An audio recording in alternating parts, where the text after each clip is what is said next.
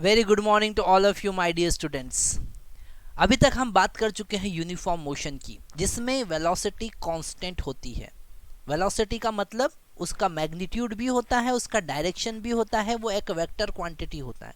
जब कभी आपको वेलोसिटी के बारे में बताना है तो मैग्नीट्यूड के साथ में डायरेक्शन की भी बात करते हैं। और अभी तक हमने जो मोशन देखा उसको हमने कहा यूनिफॉर्म मोशन, जिसमें वेलोसिटी कांस्टेंट होती है। वेलोसिटी का ना तो मैग्नीट्यूड चेंज हो रहा है, ना मोशन की डायरेक्शन चेंज हो रही है। ऐसे मोशन को हम कहेंगे यूनिफॉर्म मोशन। ओके, और उसमें हमने बहुत सारे कॉन्सेप्ट देखे। उसमें हमने एवरेज स्पीड, एवरेज वेलोसिटी के कॉन्सेप्ट देखे। अब यहाँ पर हम जो बात कर रहे हैं वो बात कर रहे हैं नॉन यूनिफॉर्म मोशन। और नॉन यूनिफॉर्म मोशन में सबसे पहला टॉपिक हमारे पास में आता है एक्सेलरेशन, जब वेलोसिटी चेंज होती है।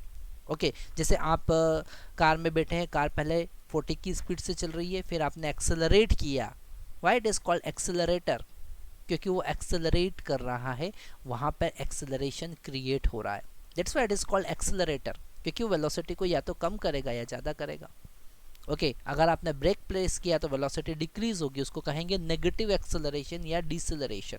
तो सबसे पहले अगर वेलोसिटी का मैग्नीट्यूड या फिर डायरेक्शन चेंज होती है तो उसको मेज़र करने के लिए हम एक पैरामीटर यूज़ करते हैं, दैट इज़ कॉल्ड एक्सेलरेशन। अगर हमको एक्सेलरेशन को डिफाइन करना है, कैसे हम एक्सेलरेशन को डिफाइन करेंगे, हमारे पास में नया टॉपिक आता है, that is the acceleration.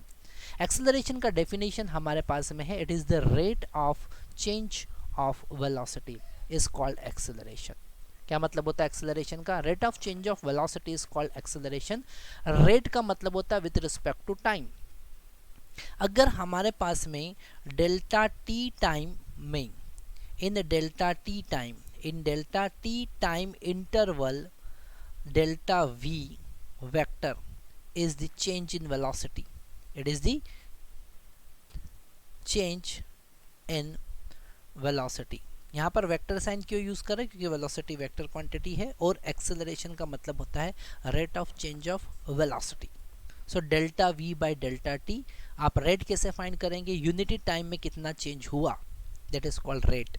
Okay, so if in delta T time the change in velocity is delta v, so what will be the change in velocity in unity time? That is delta v divided by delta t. So this is the formula.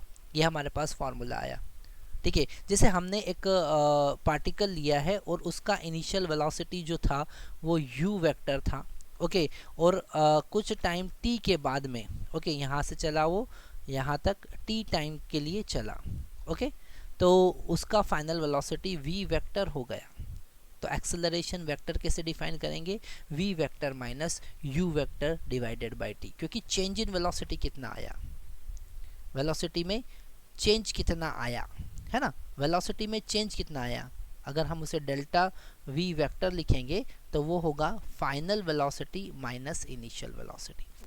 Okay, यहाँ पर आपने 9th में भी same formula देखे होंगे, पर वहाँ पर हम वन डायमेंशन मोशन की बात कर रहे हैं।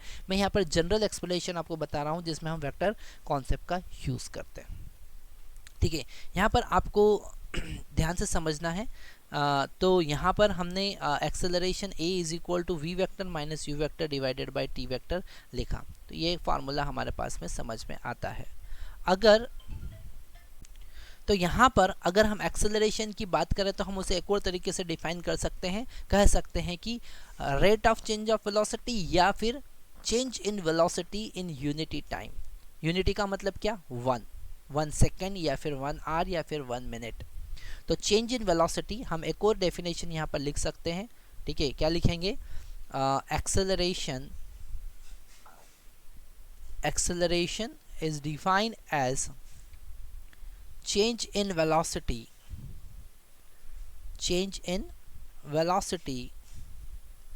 in unity time। यूनिटी का मतलब 1। ओके, 1 ही होता है ना यूनिटी का मतलब, यूनिटी टाइम। यूनिटी टाइम में वेलोसिटी में चेंज कितना आता है, दैट इज द एक्सेलरेशन। उसको हम एक्सेलरेशन से डिफाइन करते हैं। वेलोसिटी अगर इंक्रीज हो रही है तो पॉजिटिव एक्सेलरेशन, वेलोसिटी डिक्रीज हो रही है तो नेगेटिव एक्सेलरेशन, और नेगेटिव एक्सेलरेशन को हम डिसेलरेशन कहते हैं।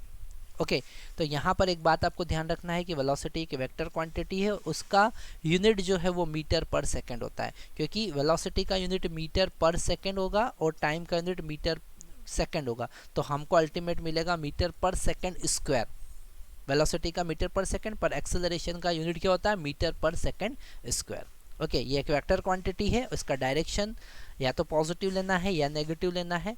अगर हम वन डायमेंशन मोशन की बात करें तो पॉजिटिव कब होगा, जब वेलोसिटी इंक्रीज होगी, नेगेटिव कब होगा, जब वेलोसिटी डिक्रीज होगी।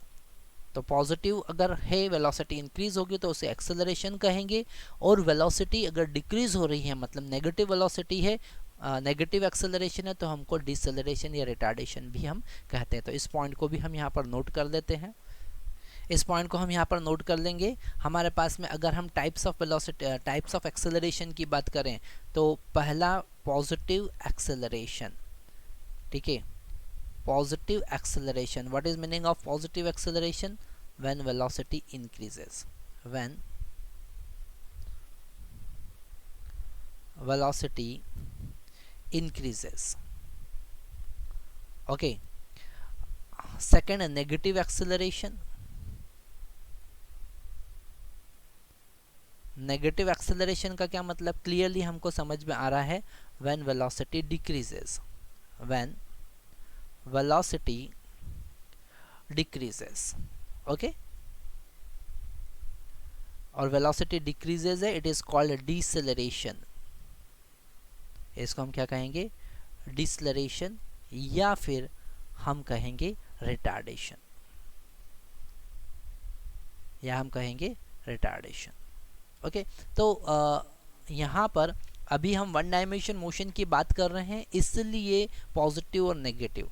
अगर हम टू डायमेंशन मोशन या थ्री डायमेंशन मोशन की बात करेंगे, जो कि आगे नेक्स्ट चैप्टर में हम देखने वाले हैं, तो वहाँ पर हम आई कैप, जे कैप, के कैप मतलब वेक्टर फॉर्म का यूज़ करेंगे, जो कि हम पहले वेक्टर पढ़ेंगे, उसके बाद में हम वेक्टर के कॉन्सेप्ट देखने वाले हैं second next chapter number 4 motion in the plane में अगर हम देखेंगे तो। ठीक है, तो यहाँ पर एक्सेलरेशन के बेसिक कॉन्सेप्ट हमको क्लियर समझ में आते हैं। एक्सेलरेशन क्या होता है, that is the rate of change of velocity, change in velocity in unit time, it is a vector quantity, और इसका यूनिट होता है मीटर पर second square. Thank you very much.